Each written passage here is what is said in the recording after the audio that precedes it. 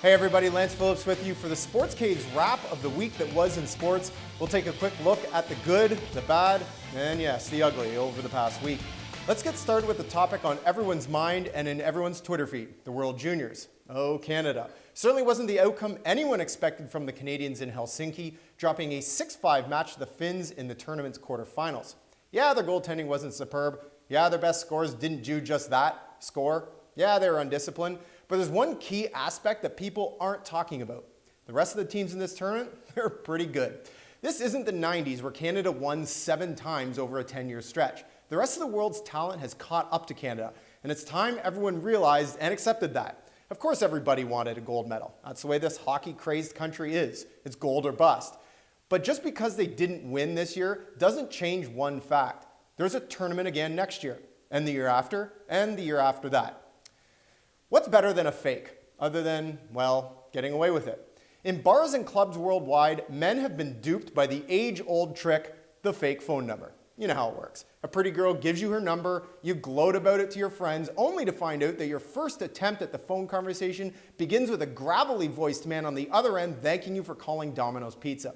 In Friday's Rose Bowl game, Stanford was the pretty girl, and the guy left alone ordering a large pepperoni with extra cheese, that was Iowa. Stanford opened the game with a 75-yard touchdown pass in the first play from scrimmage. They followed that with 3 more unanswered touchdowns, and at 28-0, pulled one of the single greatest fake plays ever.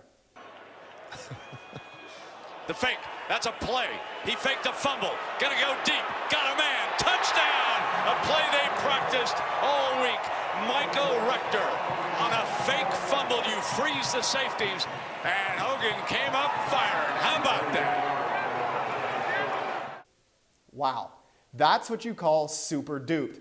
If it wasn't enough, the Stanford School Band's Farmers Only halftime show was full-blown outrageous. Apparently the original goal was to make a corn maze while a drunken cow wandered through it. As you can see, that's not what happened. Well, the cow was there. Accompanying the farmer's head and the 2-person milk producer was the jingle from the dating website farmersonly.com. Needless to say, the 50,000 or so Iowa fans in attendance did not find the humor in it. Final score, Cardinal 45, Hawkeyes 16. Enjoy the pizza, Iowa. Did we mention the ugly?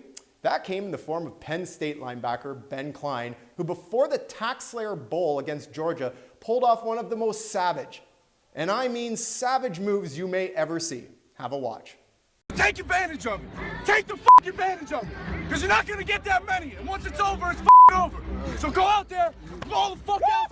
Wow! Let's go! Let's go, baby! Did you get that? Do you need to see it again? Klein headbutted 1, 2, 3, 4, 5 of his teammates, who were all wearing helmets, by the way, before bleeding all over the place. Here's the photo of what Klein looked like afterwards. Classic. If you're counting at home, that's 5 concussions in roughly 6 seconds. If these are the types of bonehead, pun intended, antics Penn State can expect from its players, it's probably no shock that the team was eventually beaten 24-17 by the Bulldogs. In one of the craziest bowl games ever, TCU overcame a 31-point deficit at halftime to beat Oregon 47-41 in triple overtime of the Alamo Bowl. The game itself was something to behold. In a stunning turn of events, the Horned Frogs scored 31 unanswered points to force overtime and completed the crazy comeback when senior backup quarterback Bram Kohlhauser ran in the game-winning score in the 3rd overtime frame. Not lost in all that mayhem was the story within the story, where TCU coach Gary Patterson changed outfits during halftime. The Horned Frogs coach ditched his black polo in favor of a purple version of the shirt in hopes of changing the energy on the TCU bench. Well, it worked.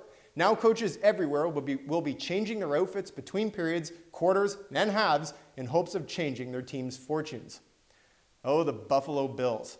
In their last game of what many would call a disappointing season, Rex Ryan and co. served up a sweet dish of in-your-face to their division rivals the New York Jets with a 22-17 victory at Ralph Wilson Stadium. The win kept the Jets out of the playoffs. Again. Former Bills quarterback Ryan Fitzpatrick didn't do the Jets any favors, throwing 3 interceptions in the 4th quarter, the last ending the game with seconds left on the clock. Here's a fun fact. Early in the second quarter, Carlos Williams scored on a 2-yard run, giving Buffalo a 13-point lead. Bills kicker Dan Carpenter came out for the extra point, and for the 6th time this season, missed it. Carpenter wasn't pleased, and back at the sideline, smashed his helmet into the ground, where it ended up in the only logical place a helmet would for a guy down on his luck, in his face. The wackiness really got going before the game, in the parking lot when members of Bills Mafia attempted to crush a plastic table that had been set on fire. You can imagine how this turned out. One of the less intelligent members of the mafioso wound up setting himself ablaze, not once, but twice, while onlookers tried to put out the fire with solo cups of beer. You know beer's alcoholic, right? It doesn't stop fires, if anything, it accelerates them. But as the saying goes, Bills Mafia, it's more than a hashtag. It's more than one person. It's a way of life.